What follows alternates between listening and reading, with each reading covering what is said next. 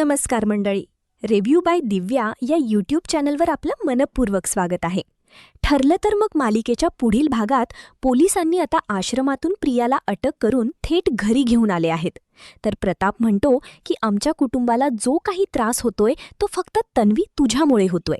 एवढं सगळं करूनही तू त्रास देणं काही थांबवत नाहीयेस.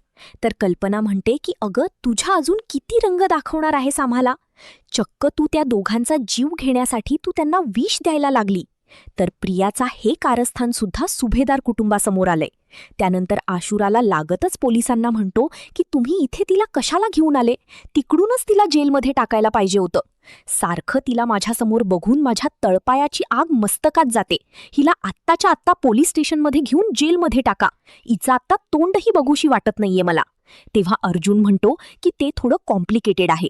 हिला आत्ता अटक होणं कठीण आहे, पण उद्या तिला जेलमध्ये जावं लागेल.